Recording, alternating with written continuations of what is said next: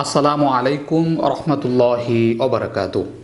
সম্মানিত দর্শক, আমি ইয়ামিন বিন ইমদাদ আজকে আপনাদের সামনে সাপ্তাহিক প্রশ্ন উত্তর পর্বের 10ম পর্ব নিয়ে হাজির হয়েছি। আজকে 10 নম্বর পর্বে যথারীতি মোট 20টি প্রশ্নের উত্তর থাকবে। প্রশ্ন নাম্বার 181 থেকে 200 পর্যন্ত। তো কালক্ষেপণ না করে চলুন শুরু করি। 181 নম্বর প্রশ্ন ঢাকা যাত্রাবাড়ি থেকে লিখেছিলেন মুমিনুল ইসলাম।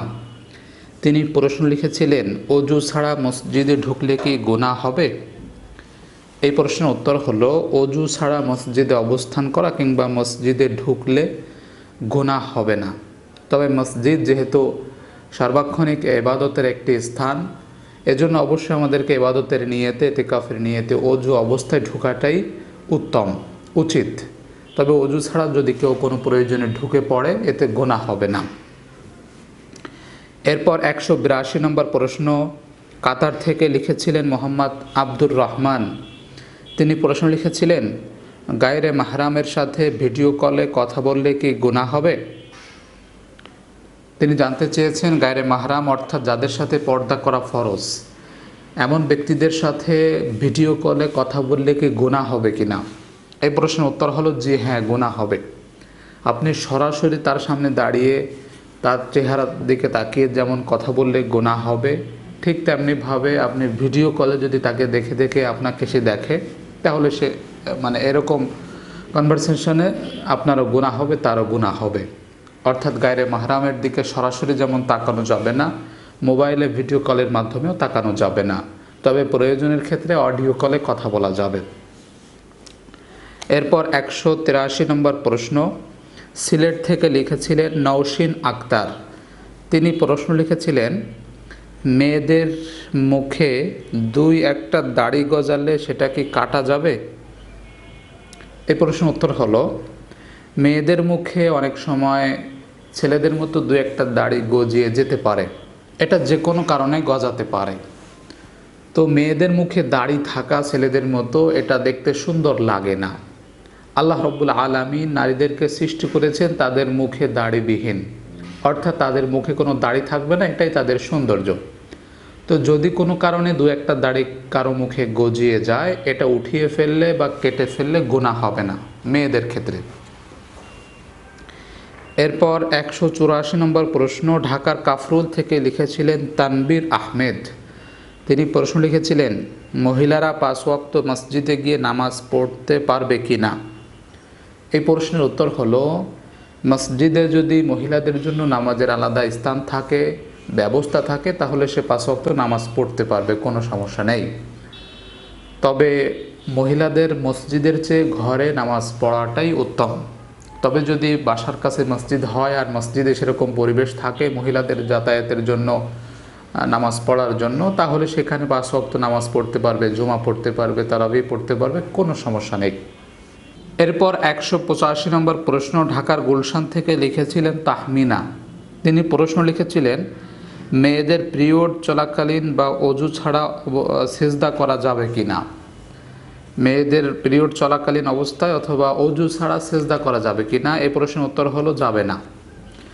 অজু ছাড়া অথবা অপবিত্র অবস্থায় আল্লাহ রাব্বুল আলামিনের কাছে মাথা নত করা বা সিজদা করা এটা উচিত নয়, এটা যাবে না। অবশ্যই আমরা যখন সিজদা করব, সেটা তেলাওয়াতের সিজদা হোক অথবা নামাজের সিজদা হোক, যে কোনো সিজদা হোক, আমরা অবশ্যই অজু করে নিতে হবে, বা অপবিত্র অবস্থায় সিজদা করা যাবে না। এরপর 186 নম্বর প্রশ্ন ঢাকার গুলশান থেকে লিখেছিলেন তাহমিনা। তিনি প্রশ্ন লিখেছিলেন, জুমার দিন মেয়েরা জোহরের নামাজ কখন পড়বে? জুমার দিন মেয়েরা জোহরের নামাজ পড়বে যদি বাড়িতে বসে পড়ে, তো ওয়াক্ত হওয়ার সাথে সাথে বা আজান দেওয়ার সাথে সাথে আদায় করতে পারে। জুমার নামাজের জন্য যখন আজান দেওয়া হয় অথবা যখন ওয়াক্ত হয়ে যায় তখনই পড়তে পারবে। আগে মসজিদে জুমা পড়া হবে তারপর মহিলারা ঘরে পড়বে, এরকম কোনো নিয়ম নেই। মসজিদে জুমা চলাকালীন মহিলারা ঘরে নামাজ পড়তে পারে, অথবা মসজিদে নামাজের আগেও মহিলারা ঘরে নামাজ পড়তে পারে, পরেও পড়তে পারে, কোনো সমস্যা নেই। এরপর 187 নম্বর প্রশ্ন ঢাকা থেকে লিখেছিলেন তানিসা। তিনি প্রশ্ন লিখেছিলেন, ফরজ সালাতের পর যেসব দোয়া বা জিকির করতে হয়, সুন্নত নামাজের পরে কি কি দোয়া জিকির করতে হয়? এই প্রশ্নের উত্তর হলো, ফরজ নামাজের পরে যে সমস্ত নির্দিষ্ট দোয়া বা তাসবিহ জিকির করতে হয়, প্রত্যেক সুন্নত নামাজের পরে সেগুলো করতে হয় না। এরপর 188 নম্বর প্রশ্ন, সিলেট থেকে লিখেছিলেন ফারিহা সুলতানা। তিনি প্রশ্ন লিখেছিলেন, বিধর্মীদের ধর্মীয় উৎসব উপলক্ষে মার্কেটে যে ডিসকাউন্ট দেওয়া হয় তখন কি কেনাকাটা করা যাবে? এই প্রশ্নের উত্তর হলো যাবে। আপনাকে ডিসকাউন্ট দেওয়া হচ্ছে পণ্যের উপরে, যে কোনো উৎসব উপলক্ষে হতে পারে। আপনার যখন প্রয়োজন হবে তখন আপনি মার্কেট থেকে কেনাকাটা করতে পারবেন, এখানে কোনো বাধা নিষেধ নেই। এরপর 189 নম্বর প্রশ্ন, রাজশাহী থেকে লিখেছিলেন মোহাম্মদ ইউসুফ। তিনি প্রশ্ন লিখেছিলেন, কাজা নামাজ কি যে কোনো সময় আদায় করা যাবে? এই প্রশ্নের উত্তর হলো জি হ্যাঁ, অবশ্যই কাজা নামাজ যে কোনো সময় আদায় করা যাবে। কোনো কারণে, ঘুমের কারণে অথবা সফরের কারণে, যে কোনো কারণে যদি ওয়াক্তমতো নামাজ পড়তে না পারেন, যখনই সুযোগ হবে তখনই পড়ে ফেলতে হবে। যখনই ঘুম ভাঙবে তখন নামাজ পড়ে ফেলতে হবে। এটা কোন সময় সেটা দেখা যাবে না। কাজা নামাজের জন্য কোনো ওয়াক্ত নেই, যে কোনো ওয়াক্তে আগে কাজা নামাজ আদায় করে নিতে হবে। এরপর 190 নম্বর প্রশ্ন, নবাবগঞ্জ দিনাজপুর থেকে লিখেছিলেন শহীদ মিয়া। তিনি প্রশ্ন লিখেছিলেন, মসজিদের মুয়াজ্জিন সূরা কেরাত সঠিকভাবে জানে না, কিন্তু ওই মুয়াজ্জিনের পিছনে আমরা জামাতে নামাজ পড়ি, সেই নামাজ কি সঠিক হবে? এই প্রশ্নের উত্তর হলো, ওই মুয়াজ্জিনের চেয়ে মুসল্লিরা যদি আরও ভালো করে সূরা কেরাত জানে, তাহলে সেই মুয়াজ্জিনকে ইমামতের জায়গায় না দাঁড় করিয়ে যে ভালো করে কেরাত পড়তে পারে তাকে দাঁড় করানো উচিত। তুলনামূলকভাবে সেই মুয়াজ্জিনের চাইতে কেউ ভালো পড়তে পারে না, সেক্ষেত্রে তো মুয়াজ্জিনকেই দাঁড় করাতে হবে। তবে এরকম মুয়াজ্জিন রাখা উচিত নয় যে মুয়াজ্জিন সূরা কেরাত ঠিকমতো পড়তে পারে না, তাকে ইমামতির মুসল্লায় দাঁড় করানোটা উচিত নয়। তবে একান্ত বাধ্য হয়ে যদি দাঁড় করাতে হয় সেক্ষেত্রে নামাজ হবে। তবে সূরা কেরাত ভালো করে শুদ্ধ করে পড়তে পারে এমন ব্যক্তিকে ইমামতির মুসল্লায় দাঁড় করাতে হবে, সেই মুয়াজ্জিন হোক আর মুসল্লি হোক আর মুতাওয়াল্লি হোক, যেই হোক না কেন। এরপর 191 নম্বর প্রশ্ন, খুলনা থেকে লিখেছিলেন বাঁধন। তিনি প্রশ্ন লিখেছিলেন, ভুরু তোলা কি হারাম? ভুরু উঠিয়ে ফেলা, ভুরু প্লাক করা, এগুলো হারাম কিনা? এই প্রশ্নের উত্তর হলো জি হারাম। ভুরু তোলা, ভুরু সাইজ করা এগুলো জায়েজ নেই। এরপর 192 নম্বর প্রশ্ন, নাটোর থেকে লিখেছিলেন ফাতেমা ফারহানা। তিনি প্রশ্ন লিখেছিলেন, বয়স্ক লোক বা কাজ করতে পারে না এমন কোনো লোক ব্যাংকের ফিক্সড ডিপোজিটের টাকার ইন্টারেস্ট নিতে পারবে কিনা? এই প্রশ্নের উত্তর হলো, ব্যাংকের ফিক্সড ডিপোজিটের যে ইন্টারেস্ট আসে সেটা তো সুদ, আর সুদ খাওয়া সব ব্যক্তিদের জন্যই হারাম। যে ব্যক্তির নামে ব্যাংকের টাকা আছে সেই ব্যক্তি যে ইন্টারেস্টটা নিচ্ছে সেটা তার জন্য অবশ্যই হারাম। এই টাকাটা সে নিজে ভোগ করতে পারবে না। আল্লাহ রাব্বুল আলামিন কোরআনের মধ্যে পরিষ্কারভাবে বলে দিয়েছেন, আহাল্লাল্লাহুল বাইআ ওয়া হাররামার রিবা। আমি সুদকে হারাম করে দিয়েছি, ব্যবসাকে হালাল করে দিয়েছি। তো যে টাকাটা ফিক্সড ডিপোজিট করে রাখা হয়েছে সেই টাকাটা যদি কোনো ব্যবসায়িক পদ্ধতিতে লাগানো যেত তাহলে সেখানে কোনো প্রশ্ন থাকতো না। সেখানে লাভের অংশ অনেক সময় বেশি হয়ে যেত, অনেক সময় কম হতো, তবে এটা হালাল ছিল। তবে ব্যাংক থেকে যে ইন্টারেস্টটা নেওয়া হচ্ছে এটা হালাল নয়। এরপর 193 নম্বর প্রশ্ন, রংপুর থেকে লিখেছিলেন মাসুমা। তিনি প্রশ্ন লিখেছিলেন, রিলেশন বা প্রেম করে বিয়ে করা যাবে কিনা? এই প্রশ্নের উত্তর হলো, রিলেশন করা বা প্রেম করা ইসলামে জায়েজ নেই। বিবাহের পূর্বে বিবাহ বহির্ভূত অবৈধ রিলেশন এটা জায়েজ নেই। যে নামে আপনি ডাকেন না কেন এটা অবৈধ এবং হারাম কাজ। এরপর 194 নম্বর প্রশ্ন, জয়পুরহাট থেকে লিখেছিলেন মিস সুরাইয়া। তিনি প্রশ্ন লিখেছিলেন, অজু করার পরে আয়নাতে চেহারা দেখলে কি অজু নষ্ট হবে? এই প্রশ্নের উত্তর হলো, অজু নষ্ট হবে না। অজুর পরে আয়নায় মুখ দেখলে, চেহারা দেখলে অজু নষ্ট হয় না। এরপর 195 নম্বর প্রশ্ন, ঢাকার কমলাপুর থেকে লিখেছিলেন মোহাম্মদ হুজাইফা। তিনি প্রশ্ন লিখেছিলেন, জামাতে নামাজ পড়ার সময় সূরা ফাতিহা পড়তে হবে নাকি পড়তে হবে না, কোনটা সঠিক? জামাতে নামাজ পড়ার সময় ইমামের পিছনে দাঁড়িয়ে ইমাম যখন জোরে জোরে সূরা ফাতিহা পড়তেছে, আপনি শুনতেছেন, তখন না পড়ে এটা মনোযোগ দিয়ে শোনা উচিত। এবং যখন ইমাম জোরে পড়তেছে না, জোহরের নামাজে, আসরের নামাজে, এশার তৃতীয় চতুর্থ রাকাতে, তখন আপনি আপনার মতো করে জিহ্বা নাড়িয়ে সূরা ফাতিহা পড়তে পারেন। এরপর 196 নম্বর প্রশ্ন আশুলিয়া সাভার থেকে লিখেছিলেন তাসলিমা। তিনি প্রশ্ন লিখেছিলেন, তাহাজ্জুদ নামাজে 3 বার কুলহু ও 1 বার আয়াতুল কুরসি দিয়ে নামাজ পড়লে কি হবে? এই প্রশ্ন উত্তর হলো, তাহাজ্জুদ নামাজে 3 বার কুলহু পড়া বা 1 বার আয়াতুল কুরসি পড়া এটা তাহাজ্জুদের নিয়ম নয়। আপনি চাইলে পড়তে পারেন, আপনার নামাজ হবে, তবে এইভাবেই যে পড়তে হবে এটা কিন্তু তাহাজ্জুদের নিয়ম নয়। আপনি চাইলে 1 বার কুলহু পড়তে পারেন, চাইলে 2 বারও পড়তে পারেন, চাইলে একাধিকবার এক সূরা বারবার পড়তে পারেন, আয়াতুল কুরসি পড়তে পারেন, কোনো সমস্যা নেই। তবে 3 বার কুলহু পড়া, 1 বার আয়াতুল কুরসি পড়া এটা তাহাজ্জুদের মূল নিয়ম নয়। তবে এরকম পড়লে যে নামাজ হবে কিনা, এই উত্তর হলো নামাজ হবে। এরপর 197 নম্বর প্রশ্ন ঢাকা থেকে লিখেছিলেন আরাফাত হোসাইন। তিনি প্রশ্ন লিখেছিলেন, দরবারে মান্নত করা যাবে কিনা? এই প্রশ্নের উত্তর হলো, মান্নত করতে হয় আল্লাহর নামে, শুধুমাত্র আল্লাহর নামে মান্নত করতে হয়। এবং যেটা মান্নত করা হয় সেই জিনিসটা শুধুমাত্র অসহায়, হতদরিদ্র, এতিম, মিসকিন যারা আছে তাদেরকে খাওয়াই দিতে হয়, তাদের মাঝে বন্টন করে দিতে হয়। এটা হলো মান্নতের পদ্ধতি যদি করা হয়। আসলে মান্নত করাটা এটা খুব ভালো কাজ নয়, তবে যদি কেউ করে ফেলে তাহলে শুধুমাত্র আল্লাহর নামে মান্নত করতে হয়। এছাড়া কোনো স্থানে, দরবারে মান্নত করাটা উচিত নয়। এরপর 198 নম্বর প্রশ্ন কিশোরগঞ্জ থেকে লিখেছিলেন রোমান। তিনি প্রশ্ন লিখেছিলেন, কাঁচা রসুন এবং কাঁচা পেঁয়াজ খাওয়া কি হালাল?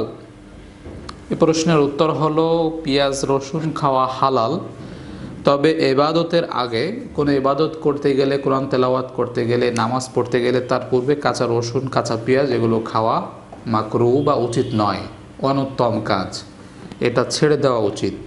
তবে তরকারির মধ্যে, খাবারের মধ্যে রসুন পেঁয়াজ দিলে কোনো অসুবিধা নেই, তবে কাঁচা পেঁয়াজ, কাঁচা রসুন এভাবে কাঁচা খাওয়াটা উচিত নয়। এটাকে শরিয়ার পরিভাষায় মাকরুহ বলা হয়, অনুত্তম, অনুচিত বলা হয়। এরপর 199 নম্বর প্রশ্ন ঠাকুরগাঁও থেকে লিখেছিলেন মোহাম্মদ জাহাঙ্গীর। তিনি প্রশ্ন লিখেছিলেন, সফরে থাকলে কসর নামাজ কোন ওয়াক্তে কত রাকাত পড়তে হবে? এই প্রশ্নের উত্তর হলো, কসরের নামাজ কোন ওয়াক্তে কত রাকাত, তা হলো ফজরের নামাজ 2 রাকাতের জায়গায় 2 রাকাত পড়তে হবে, জোহরের ফরজ নামাজ 4 রাকাতের জায়গায় 2 রাকাত পড়তে হবে, আসরের ফরজ নামাজ 4 রাকাতের জায়গায় 2 রাকাত পড়তে হবে, মাগরিবের ফরজ নামাজ 3 রাকাতের জায়গায় 3 রাকাতই পড়তে হবে, এবং এশার ফরজ নামাজ 4 রাকাতের জায়গায় 2 রাকাত পড়তে হবে। এটা হলো কসর করার নিয়ম। এরপর 200 নম্বর প্রশ্ন কুমিল্লা থেকে লিখেছিলেন শামসুন নাহার। তিনি প্রশ্ন লিখেছিলেন, এশার নামাজের পরে বেতের নামাজ পড়ে ফেললে আবার তাহাজ্জুদের পরে কি বেতের পড়তে হবে? এই প্রশ্নের উত্তর হলো, রাতে যদি আপনি বেতের একবার পড়ে ফেলেন, দ্বিতীয়বার আর পড়তে হবে না। ঘুমানোর পূর্বেই যদি আপনি বেতের পড়ে ফেলেন এশার পরে, তো আপনি শেষ রাতে তাহাজ্জুদের নামাজের পরে আর বেতের পড়তে হবে না। তবে উত্তম এবং সুন্নাত পদ্ধতি হলো, যদি আপনি তাহাজ্জুদ নামাজ পড়তে ওঠেন তাহলে তাহাজ্জুদের পরে বেতের পড়াটাই সুন্নত। আল্লাহর নবী সাল্লাল্লাহু আলাইহি ওয়াসাল্লাম তাহাজ্জুদের পরেই বেতের পড়তেন। তো আমরা যারা তাহাজ্জুদ নামাজ পড়ার নিয়ত করে থাকি, আমরা বেতের নামাজটা শেষ রাতে তাহাজ্জুদের পরেই পড়ার চেষ্টা করব।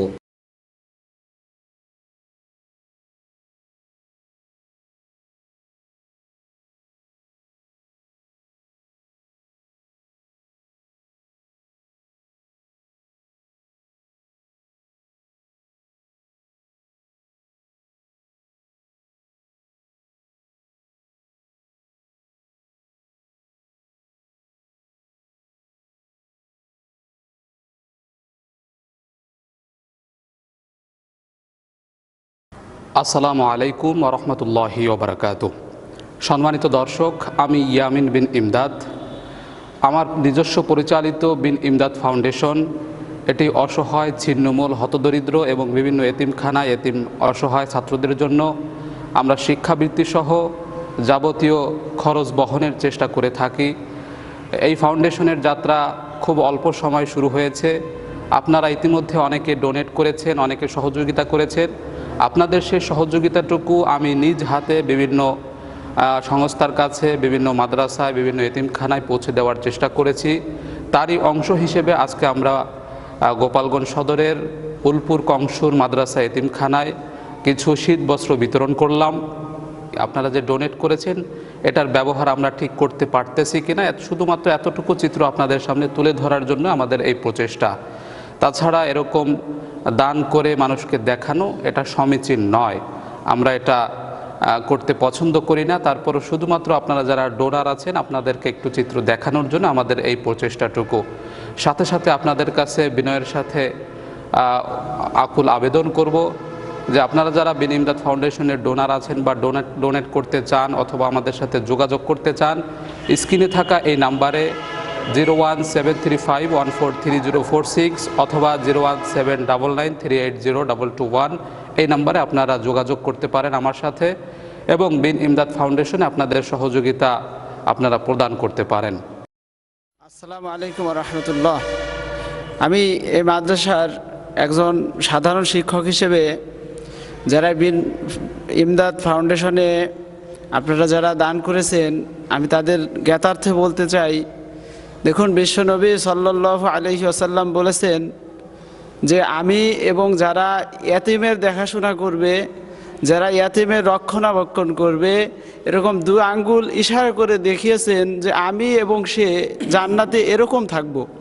সত্য কথা বলতে কি, এই কষ্টের সময়, এই শীতের সময় যারা আপনারা এই বাচ্চাদের ভালো থাকার ব্যবস্থা করলেন, নিশ্চয়ই বিশ্বনবী সাল্লাল্লাহু আলাইহি ওয়াসাল্লামের হাদিস অনুসারে আমি বলতে চাই, নিশ্চয়ই আল্লাহ পাক রব্বুল আলামিন আপনাদেরকে জান্নাতের আলা স্থান দান করবেন, জান্নাতের আলা মাকাম দান করবেন। এবং সেই সাথে সাথে ইয়ামিন সাহেবেরও আমরা শুকরিয়া জ্ঞাপন করতেছি যে তিনার প্রচেষ্টায় আমরা এই কাজগুলি বা এই ইয়াতিমদের দেখাশোনার দায়ভার বা দেখাশোনা বা ইয়াতিমদের এই কম্বল নিয়ে আসলেন, এই জন্য আমরা ওনার শুকরিয়া জ্ঞাপন করতেছি। আমরা দোয়া করি যে বিন ইমদাদ ফাউন্ডেশন আরও ধীরে ধীরে আরও উন্নতি ও প্রসার করুক এবং ইয়ামিন সাহেবকে আল্লাহ পাক রব্বুল আলামিন নেক হায়াত দান করুক। আমিন। আখির দাওয়ানা আলহামদুলিল্লাহি রব্বিল আলামিন। এখন সংক্ষেপে কথা বলবেন আমাদেরই কংসুর মাদ্রাসার জনাব হযরত মাওলানা কামাল উদ্দিন সাহেব দামাত বারাকাতুহুম। আসসালামু আলাইকুম রহমতুল্লাহ। আসলে ইয়ামিন ইমদাদের ফাউন্ডেশনে যারা শীতবস্ত্র সাহায্য করেছেন এতিম বাচ্চাদের জন্য, আসলে এতিম বাচ্চাদের ব্যাপারে এমনভাবে আসছে যে তোমরা এতিমকে ধমক দিয়ে কথা বলো না। এতিমের যদি দেখো মলিন চেহারা, তাদের চেহারা মাথায় হাত বুলিয়ে দাও। আর আপনারা যারা এই এতিম বাচ্চাদেরকে সাহায্য করলেন, আল্লাহ পাক রব্বুল আলামিন আপনাদেরকে এর চেয়ে আরও অনেক তারাক্কি দান করবেন, এর চেয়ে আরও বেশি সাহায্য করবেন। সাথে সাথে আমি আমিন সাহেবকে ধন্যবাদ জানাই, যিনি একেবারে খুঁজে খুঁজে আমাদেরকে বলছেন ভাই শুধু খালেস এতিম বাচ্চা যেন হয়। উনি খুঁজে খুঁজে আমাদের মাদ্রাসায় এসে অনেকগুলি এতিম বাচ্চা পেয়েছেন। উনি এতিম বাচ্চাদের মাঝে উনি একেবারে সঠিকভাবে কম্বলগুলো উনি নিজ হাতে দিয়ে গেছেন। এর সওয়াব উনিও পাবেন এবং যারা দান করছে তারাও পাবেন ইনশাআল্লাহ। আখির দাওয়ানা আলহামদুলিল্লাহি রাব্বিল আলামিন। বিন ইমদাদ ফাউন্ডেশনকে আল্লাহ আরও উন্নত দান করুক।